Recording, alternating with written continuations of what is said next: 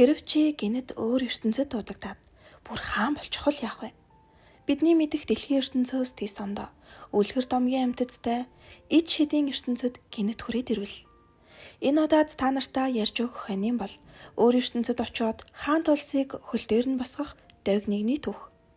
Казуя 18 настай. Түүний өвөө нас орсноор тэр ганцаар амьдрах болдог. Харин энгийн л нэг өдөр номын санд энэ бүхэн эхэлнэ. Казуя гинэд танихгүй газарт ирж юу болоод байгааг ойлгосонгүй. Тэгсэн түүнийг нэг хаан бололтой хүн Баатар гэж дуудлаа. Тэгээд бидний урилгыг хүлээн авсанд баярлалаа гин. Гэтэл манай хүн өөдөөс нь шууд хүлээн аваагүй. Та нар дураараа аваад ирсэн гэд уурлана. За тэгээд манай хүнд юу болоод байгааг тайлбарлаж өгнө. Энэ ертөнцид хүн, эльф, дварф, драгнют гэх мэт олон төрлийн хүн төрхтөн жижиг том олон төрлийн улс байгуулан амьдардаг. Нэгдсэн нэг твтэй. Гэвч 10 орчим жилийн өмнө чөтгөрийн ертөнцөөс олон тооны мангас ирж твийн хойд хэсгийн улсуудад аюул учруулах болжээ. Ингээд хүн төрлөختөн твийн хамгийн том газар нутаг бүхий Гран Chaos эзэн тулсыг төвөө болгосон нэгдсэн айрам үүсгэж мангасуудтай тултаж эхэлсэн. Гэвч айрам ялагдаж чөтгөрийн ертөнцийн хүч твийн 3/1-ийг эзэлжээ. Одоо энэ бүсийг нь чөтгөрийн хааны эзэмшил гэх болж харин тулаан зогсон байдал орсон. Чөтгөрийн эзэмшлийн тэлэлтийг зогсоож байгаа нь хамгийн урт хил холбосон байгаа Гран Chaos эзэнт гүрэн. Харин манай хүнийг дуудсан энэ Эльфридийн гих болсон нь тэдний ачаар л хошин тогтнож байгаа улс. Тэр том эзэнт гүрэн нь чөтгөрийн хааны эзэмшилтэй хиллээгүй улсуудаас дайны тусламж татах болсон. Харин энэ Эльфридийн улс нь эдийн засгийн хямралд орчихсон төлбөрийн чадамжгүй болсон гэнэ. Тэгээд ганц гарц болсон нь эзэнт гүрний хүсэлт дунд мөнгө төлж чадахгүй бол энэ улсад уламжлагдаж ирсэн Баатар дуудах ёслолыг үйлдэн дуудагдсан Баатарыг явуулж болно гэд заачсан байж. Манай хүнч за ер нь баларлаа гэж бодоод өөрийгөө энэ улсыг эдийн засгийн хямралаас гаргаж хүчирхэг улс болгоно л гэд аваад таялаа. За тэгээд энэ улсын санхүүгийн тухай мэдээлэлтэй танилцаж эхэлнэ. Манай хүн бүр энд ирснээсээ хойш 3 өдөр, 3 шөнө хаан ерөнхий сайд хоёртой хуралдаж байгаа юм. 3 хоног ярилцсны эцэст хаан нь өөрийн судлаасаа огцроод манай хүнийг шинэ хаанаар өргөмжилчихнэ. Тэгснээ бүр өөрийн охин Лиша Эльфриденийг шинэ хаантай сүй тавих талаар зарлана. Энэ мэдээг сонссон Лиша гүнж аав ээжигээ аюулд орж гэж бодоод сандраад ирж байгаа юм. Гэтэл юун аюул байх вэ? Хаан хатан хоёр ингээд ажилгүй болчихсон санаа амар эрхлэлдээд сууж байгаа хгүй юу? Гүнж болохоор хаан ширээг нь булаачсан гэж бодоод сүйд майд ирсэн байгаа юм. Тэгсэн хаан аав нь охиндоо түүнийг надаас илүү энэ улсад хэрэгтэй хаан гэж үзсэн учраас гэж хэлдэг. Ингээд гүнж ямар нөхөр гарч ирээд хаан болчиход байгааг нь харах гээд ирлээ. Казуя бүр бичиг цаасандаа дарагдаад хизээ язааны ил сууж байна. Гүнж гэж мэдэхгүй орж ирэнгүүт нь ажилд туслаадах л гэж авдаг юм. Харин мэдснийхээ дараа гүнжид хаан аав нь хүчээр түүнийг хаан болгосныг хэлнэ. Гүнжийг бас сүй тавих тал дээр айх хэрэггүй. Жинхнээсээ хийхгүй байхад л болно гэдэг.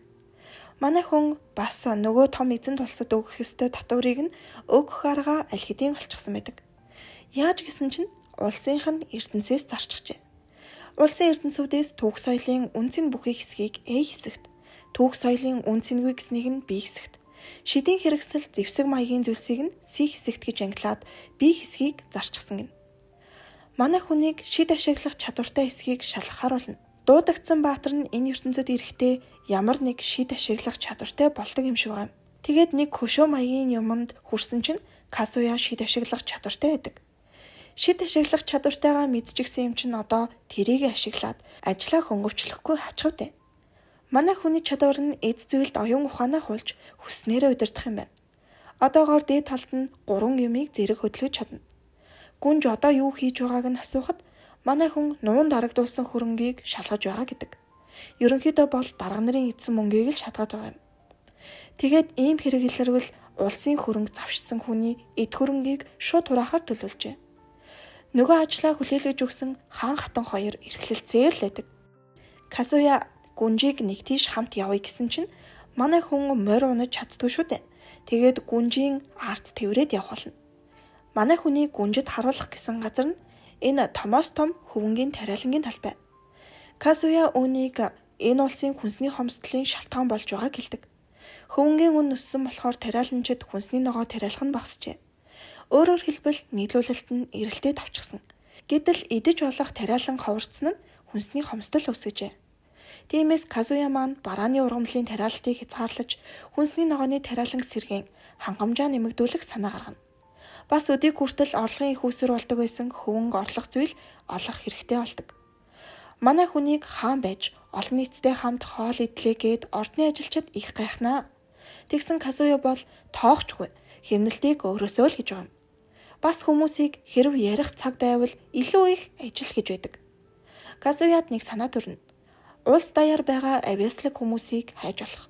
Тусгалын талс гэдэг юмар энэ улсын өнцөг болон бүрт дууд үрстэй мэдээлэл дамжуулж болдог. Түүнийг ашиглан бүх төрлийн чадварлаг хүмүүсийг ирж хайхаар болно. Ингэснээр танил талаа ашиглан чадвар муутай хүмүүсийг улсад ажилдаг байдлыг зогсоож байгаа юм. За ингээд улс орон даяар манай хүн өөрийн биеэр мэдээлэлээ дамжууллаа. Нас хүйс, үндэс угсаа, хөрөнгө чинээ харгалзахгүй. Ямар нэг зүйлийг бусдаас илүү чаддаг байх ёстойг л зарлав.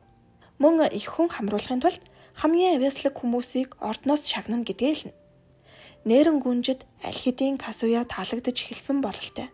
Тэр энэ улсад хамгийн хэрэгтэй хүн нь түүний хэмээн хүлээн зөвшөөрнө. За улс орон даяар сонгон шалгаруулалт хийгээд шалгарсан 5 хүн хааны ордонд ирлээ. Бурхны ойгоос ирсэн харанхуйн эльф Айшан тулааны чадвараар энэ улсад тэргүүлжээ.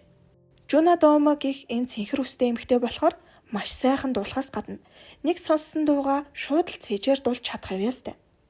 Казуя гар утснаасаа Японд дуу сонсуултал Япон хэл мэдэхгүй ч нэг удаа сонсоод л шууд дуулж үзүүлдэг. Поте тосгоноос ирсэн Пончо Панакотагийн авьяас бол маш сайн идэх гин. Дэлхийд даяар аялж газар бүрийн алтартай гэсэн хоолыг идэж явдаг. Бүр идэж болох баргийн зүйлсийг л идэж үтсэн гин. Гэхдээ өөртөө нэлээд итгэл муутайхан байсан түүнийг манай Казуя бахархан хүлээж авдаг. Тэгэд бүр түүний мэдлэгийг энэ улсыг аврах түлхүүр болно гэж хэлсэн юм. Хакуя Куамин болохоор маш их мэдлэгтэй бас цээжлэх чадвараараа энэ улсад шилтгэн. Тэр энд шинэ хааныг шинжхээр ирээд Казуяг хүлээн зөвшөөрч бүр баруун гарна болохыг хүсдэг. За хамгийн бяцхан оролцогч болох шидийн чоны овгийн Томе Инуи бол онцгой чадвартай нэгэн. Тэр амьтадтай ярилцаж чаддаг. Түүнээс гадна бүр онцгой чадварч бий.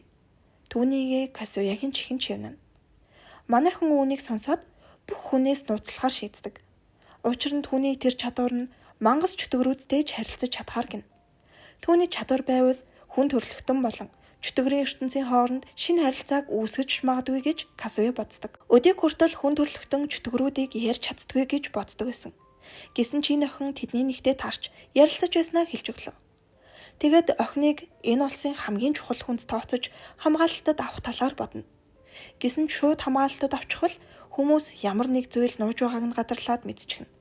Тиймээс охиныг хааны гэр бүлд өргөж авахар болно. Мөн түүний гэр бүлийг хааны ордонд хамтдан амьдруулахаар шийдлээ. За харин нөгөө хоол сонирхдаг гэсэн залуугийн авьяасыг улсын хүнсний хомсдлын асуудлыг давхад ашиглахаар шийджээ. Талс дэшиглэн улсын өнцөг булан бүрт хааны шинэлэг хоол гэх нэвтрүүлгийг шууд дамжуулж байна. Гой дуулдаг эмэгтэй хөтлөгчөөр ажиллаж хоол сонирхдаг залуу нэвтрүүлгийн тайлбарлагч юм. Энэ улс хүнсний хомсдолд орчихсон байгаа учраас үүнийг даван туулахын тулд энэ улсын хүмүүсийн идэж заншаагүйч элбэг олдох материалаар хэрхэн амттай хоол хийж болохыг таниулахыг зоржээ. Нэгдүгээрт наймаалжийг идэж болдог гэдгийг Казуя өөрийн гараар хоол хийж харуулan нотлоно. Энэ улсад наймаалжийг огт эздэггүй юм байна. Бүгд л амар гайхаад идэг. За тэгээд нэвтрүүлгээр шууд гүнж болон бусад авьяаслаг хүмүүст хийсэн хоолоо хамтлуулдаг. Мэдээж манай хүний хийсэн хоол маш амттай байх нь ойлгомжтой. Дараагийн хоолны материал нь модны үндэс. Казуягийн яаж хоол хийж байгааг л харчих. Багхан давс болон элсэн чихрээр амтлаад л өгтөл бүгд амаа олохгүй идэж байгаа юм. Бүр дахиад байна уу л гэд нэхнэ. Дараагийнх нь том авгалдайн дарш. Хүрэн давс тус элсэн чихрээр амталсан гин. Манай Казуягийнхаар бол мисо, буурцгийн цууг гэх мэт Япон амтлагчтай төстэй байдаг. Тэгээд амсаж үзснэ. Бүр миний төрсөн нутгийн амт гээд уйлчихнаа хөрхөн. Энэ ертөнцид слаймыг зэрэрийн гэж нэрлэдэг юм байна. Үүнийг ч бас ашиглаад амттай хоол хийж болдгийг Пончо танилцууллаа. Энэ удаад харин огт мэдэхгүй зүйлээ идэх гэж байгаа Казуя айгүй баргар царайлаад сууж идэг. Зэрээрийн ашиглаад хийсэн хоол нь удаан гомонтой тун төстэй харагдана. Тэгээд Казуя хамгийн ихэнд амталж үзлээ. Мэдээж энэ хоолч бас тун амттай байгааг бүгд гайхна. 7 хоногийн дараа гэсэн чинь хааны хоолны нэвтрүүлгийг дахиад хийх хүсэлт маш их ирсэн байдаг. Энэ улсын ерөнхий сайд нь одоо би огцрох цаг болсон. Шин залуу үедээ халаагаа өгье гэд нөгөө энэ улсын хамгийн ухаалаг залуугаар шалгарсан хүнд суудлаа өгөхөөр болно. Ингээд яг жинхнээсээ манай хүний парангор болж байгаа юм. Гэхдээ бас хөөрхөн нөгөө огцорсон ерөнхий сайд нь улс хүнд цаг үед байгаа учраас цаашид ч хийж чадах зүйлсээрээ туслана гэд үлддэг. Казуя түүнийг хааны зөвлөх болгоно. За тэгсэн шинэхэн ерөнхий сайд үүргээ авмагцаа хамгийн түрүүнд хаандаа хэлсэн өгнө. Хаан тан амраад өгөөч гэж гуйдаг юм да. Казуя хэд их ажиллаад байгаа учраас ордон даяараа огт амрах боломжгүй. Хэд их ажиллаад байгаа юм байна л та. Тэгээд хааныг нэг өдөр амрааж гүнжтэй болцоонд явуулахаар болдог. Хаан гүнж хоёрыг харин улсын хүчрхэг дайчин гэж ирсэн Айша хамгаална. Тэр гурав хүнд танигдахгүй тулд цэргийн академийн хувцас гээд сурагчийн дүрмт шиг юм өмсөд ордноос гарлаа. Тэд хотоор зугаалж явж байгаад гоё дуулдаг Жунагийн хоолны газарт ирж хоол эздэг. Нөгөө үдэн гомон шиг хоолыг нь аль хэдийн олон хүмүүс эздэг болчихсон гэдгийг Жуна хэлж өгнө. Бас зүлгэн дээр сууж гүнжийн өвдгийг тэрлээд л Казуя гүнж хоёр маань бүр хөөрхөн татансаад л байгаа юм. Нэрэн манай хүн чөлөө цагаараа нэг юм хүүхэлдэй ойж шидийн аргаараа өөрийн оюун ухааныг хулбарлан хөдөлгөө зурчихсан. Дараа үүнийгээ хэрэгтэй зүйлд ашиглахаар төлөвлөж байгаа нь лавтай. Тэгсэн нөгөө хүүхэлдэйгээ бүр томоор хийлгчихэд аялагч нарын бүлгэмд илсүүлчихжээ. Нэг ёсондоо хэдий биеийн хааны ордонд хааны ажлыг хийж байгаач түүний нэг хэсэг энд адал явдал хайж авна. Аялагч нарын дунд чихмэлт гэдэг нэр нь бүр алдаршчихсан гэж байгаа юм. Нэг цамхагт орж даалгавар биелүүлж яваад багийнхаа нэг эмэгтэйг аварсан чинь нөгөөх нь чихмэлтэд баараг дурлцчихна. Гүнж яагаад ийм юм хийгээд байгааг нь асуусан чинь Казуя газар доорх хонгилыг судалж байгаа гин. Нэмээд бас хөвгөлтэй байгаагаа ч нусангүй. Манай хаан энэ улсад далайн бомбд байгуулж тэр хотоо бусад хотуудтай холбох зам барихаар төлөвлөнө. Ингэснээр улсын эдийн засгийг сайжруулна гэж байгаа юм. Бас маш их ажилласан ордны ажилчдыг урамшуулж тэднийг 5 хоногийн амралтаар шагнана. Нөгөө хідэн хөөрхий бөөн баяр. За тэгээд бомбд барихаар шийдсэн газраа ирж үзлээ. Тэгсэн энд бомбд барихыг эсэргүүцсэн оршин суугчид байж таарна. Яагаад гэтэл тэр хүмүүс далайн бурхныг шүтдэг юм гин. Энэ хот барих гээд байгаа газрыг нь Кайжин их далайн бурхны эзэмшил гэж үздэг. Энд нь барилга барьвал Кайжин хилэгнэж далайгаас авраг мангас гарч ирээд хотыг залгидаг гэж ярьдаг байна. Үүнийг манай хаан дорхноо ойлгоно. Нэг ёсондоо энэ газар нь цунами болдог газар гэж. Тиймээс ямар ч тааж байршлаа солихоор шийдлээ. Манай хүн энэ улсад бүрээрийг хүртэл таниулчихсан. Бүгд л хааны хоолны авьяасыг нь биширч байгаа юм. Манай хэдийг зам тавьж байгаа газартай танилцаад явж байх үеэр Айша дээр нэг шувуу нисэн ирж цагтал дамжуулдаг. Тэгсэн түүнд төрсөн гэр нь болох харанхуйн тосгоноос мэдээ иржээ. Бурхны ойд гинтийн хөрсний гулгалт болж тосгоны тал хэсэг сүйдсэн гих мэдээ ирэв. Ойрын үед бурхны ойд тасралтгүй бор орсон. Одоо ор сурггүй болсон иргэд цөөнгүй байгаа гин. Тэгээд зам тавих ажилд ажиллагдсан байгаа хааны армийг дагуулan шууд бурхны ой руу явахаар боллоо.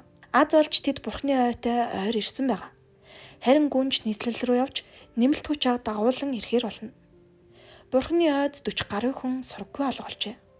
Ингээд хааны арим ирснээр аврах ажиллагаа эхэллээ. Казуя эззүүл хөдөлгөх чадвараараа жижигхэн модон хулганыг хөдөлгөн газар даагуур явуулснаар нурангад дарагдсан хүмүүсийг хурдан олж чадна. Энэ улсын цэргийн хүчийг 3 гүн хуваан удирддаг. Тэгсэн тэдний 2 нь шинэ хааныг эсэргүүцэн бослог гаргахаар болно. 2 гүнтэй хөрш улс нь бас хамтрахаар болдог. Манай Казуя сүүлчийн боломж олгохоор 3 гүнтэй талстын хүчээр нүүр нүрээ харан хуралдаж байгаа юм.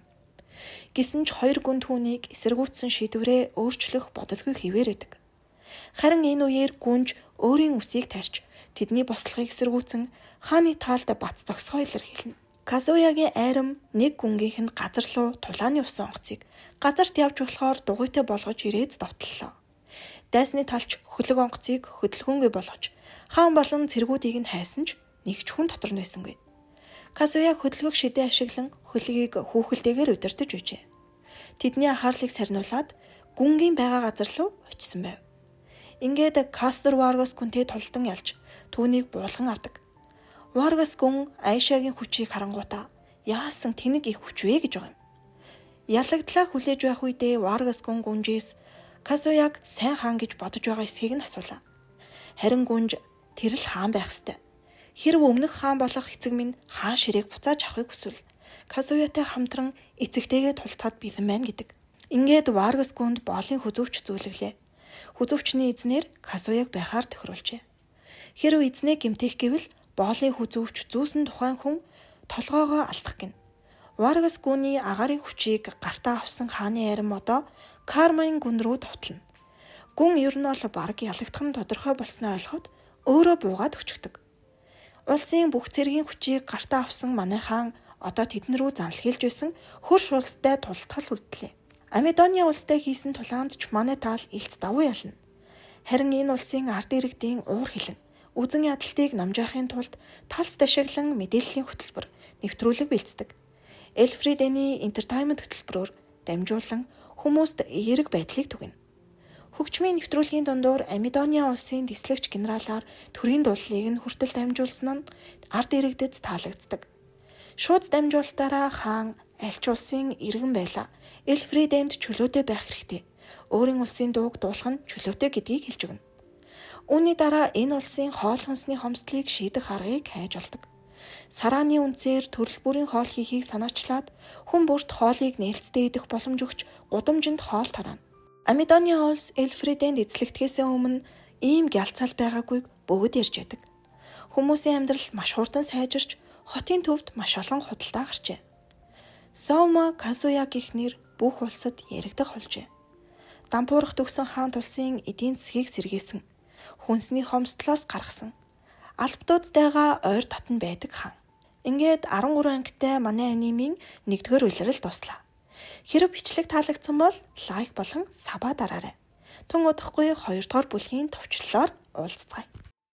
Fill me up, brought a cup, baby, just to let me down and mess me